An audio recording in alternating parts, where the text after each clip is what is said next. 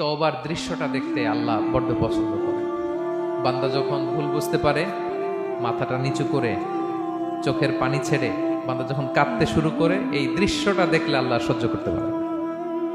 আল্লাহর রহমতের দরিয়ায় জোশ খেলে যায়, বান্দা যা চায় আল্লাহ তাই দিয়ে দেয়।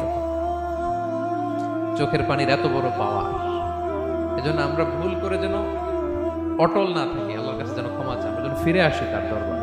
তার দরবার সবসময় খোলা, এবং তিনি এই তওবার বা ফিরে আসার দৃশ্যটা দেখতে কত পছন্দ করেন শোনেন। রাসূল সাল্লাল্লাহু আলাইহি ওয়াসাল্লাম বলেন, ওয়াল্লাযী নাফসি বিয়াদিহি, তার শপথ যার হাতে আমার আত্মা, লাউলাম তুযনিবু, তোমরা যদি ভুল না করতে, লা যাহাবাল্লাহু বিকুম, আল্লাহ তোমাদেরকে ধ্বংস করে দিতেন। ওয়ালা জাআ বিকওমিন, আল্লাহ এমন এক জাতি তৈরি করতেন, ইউযনিবুন, ওরা খালি ভুল করত, ফায়াস্তাগফিরুন, আর ক্ষমা চাইতো, ফায়াগফিরুল্লাহু লাহুম, আর আল্লাহ তাদের ক্ষমা করতেন।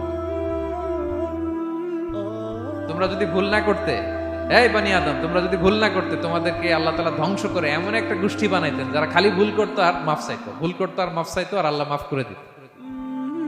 সুবহানাল্লাহ বললেন না?